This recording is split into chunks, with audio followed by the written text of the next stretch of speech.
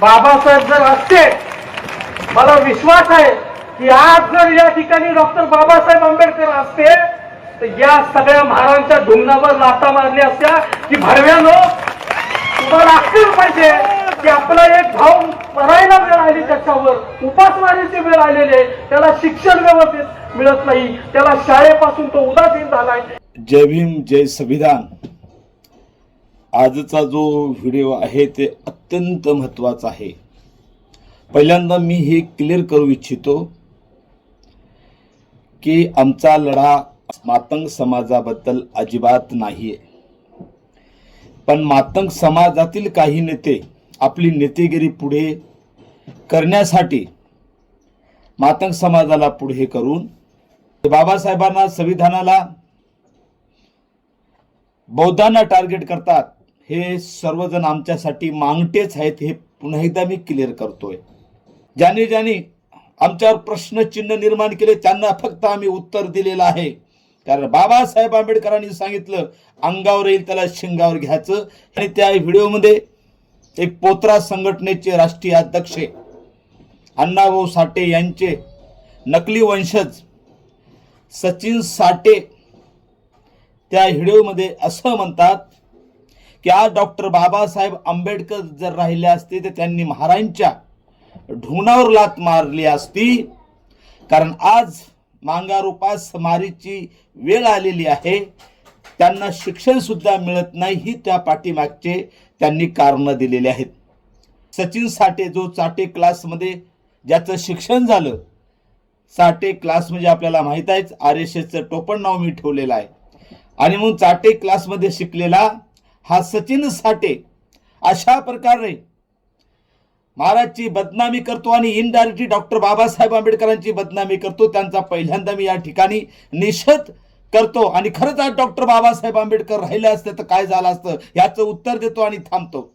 आपल्याला माहित आहे बाबासाहेबांच्या कार्यकाळामध्ये बाबासाहेबांनी अनेक मातंग परिषदा घेतल्या, अनेक मातंगांना धर्मांतराचं महत्त्व पटवून सांगितलं.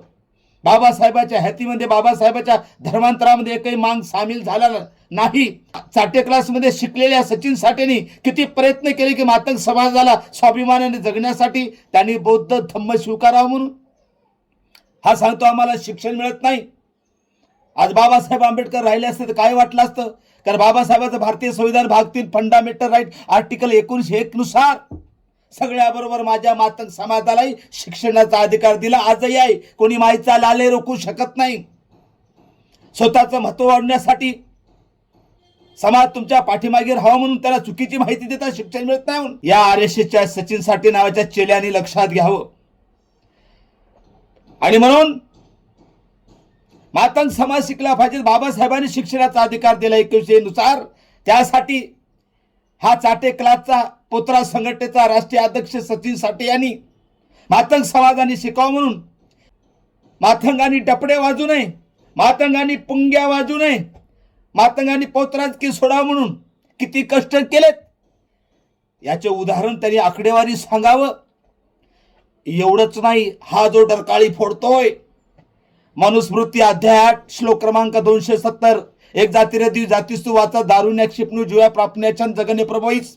आज हा सचिन साठे बोलला असताना याची गांड तर फोडली असती, याची जिभे मनुस्मृतीनं छाटली असती. कारण तसा उल्लेख कलम 8/270 मध्ये आहे. पण बाबासाहेबाचा आर्टिकल 1901 नुसार हा डरकाळी फोडतोय, बोलतोय. आणि म्हणून याला मला विचारायचं, बाबासाहेबाचा संविधानाचा अधिकार घेऊन अभिव्यक्ती स्वातंत्र्य जो बोलतोय, पण त्याच अण्णाभाऊ साठेच्या नकली वंशजांना मला विचारायचं, त्या डॉक्टर बाबासाहेब आंबेडकरांचं संविधान 9 ऑगस्ट 2018 जंतर मंतर दिल्लीवर जळत होतं, तेव्हा कुठे आय घालत होता? एवढंच नाही, आमचं संरक्षण मागासहित 59 जातीचं जे संरक्षण आहे अॅट्रॉसिटी नावाचं 20 मार्च 2018 सुभाष महाजन विरुद्ध स्टेट ऑफ महाराष्ट्र प्रकरणात न्यायमूर्ती आदर्श गोयल, उदय ललित या 2 न्यायमूर्तींनी अॅट्रॉसिटी निष्क्रिय केली होती. आमचं संरक्षणच काढून घेतलं होतं.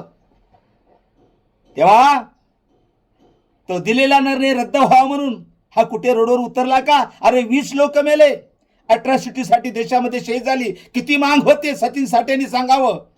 हा सचिन साठे कुठे उपटत बसला होता जेव्हा आमचं अट्रॉसिटी संरक्षण काढून घेतलं जातं? याचे उत्तर बाबासाहेबांनी या आरएसएसच्या अवलादीला विचारलं असतं.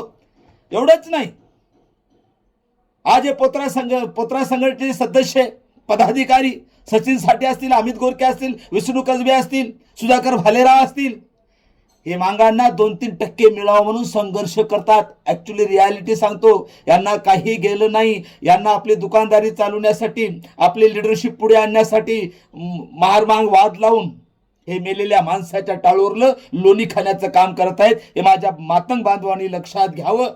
कारण आज डेटला मातंगाला 13% आरक्षण आहे, पण हे 2-3% भांडतात. दुसरे एक आम्हाला आरक्षण आहे, मारा मांगांना, बौद्धांना, 59 जातींना 40% ज्याला खुला प्रवर्ग म्हणतात. 13% आम्हाला नोकरी घेता येतं आणि 40% नोकरी घेता येतं. म्हणून महार मांग बौद्ध पाठीमागे राहिले पाहिजे, त्यांच्या गळ्यात मडकं परत आलं पाहिजेत. म्हणून फडणवीस सरकारने 14 मे 2026 ला एक GR काढला आणि सांगितलं, जे अनुसूचित जातीचे लोक महार मांग, जे SCचं आरक्षण घेतात, त्यांना खुल्या प्रवर्गामध्ये आरक्षण घेता येणार नाही. 40%वर दरोडा टाकण्याचं काम फडणवीसनं केलं होतं. तेव्हा हा खोटं पुंगी वाजवत बसला होता. किती आंदोलन केले तू?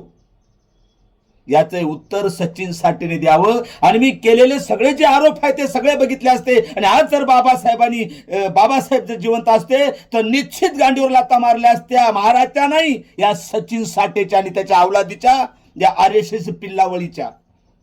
आणि म्हणून मी आज आपल्याला प्रामाणिकपणानं सांगतो, ही जी पोतराज संघटना आहे, ज्याचे राष्ट्रीय अध्यक्ष सचिन साठे आहेत, उपाध्यक्ष पोतराज संघटनेचे विष्णू कसबे आहेत, पोतराज संघटनेचे सचिव अमित गोरखे आहेत, पोतराज संघटनेचे संघटक सुधाकर भालेराव आहेत.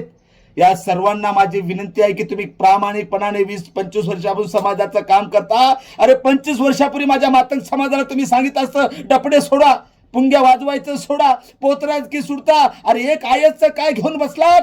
आज मातंगामध्ये ही जागृती तुम्ही 25 वर्षापूर्वी केली असती तर आज मातंगात एक IAS नाही, एक IPS नाही, किमान 50 IAS IPS दिसले असते. हे यांनी लक्षात घ्यावं. आणि म्हणून याच्यावर हे सिद्ध होतं, यांना मातंग समाजाचं काही घेणदेण नाही. आपलं नाव मोठं करायचं, टाळूवर लोणी खायचं. आणि हे केव्हा सिद्ध होईल? महार मांग जेव्हा वाद होईल, यांचा उद्देश तेव्हा सफल होईल. हे सर्वांनी लक्षात घ्यावं. एवढं या ठिकाणी सांगतो, थांबतो.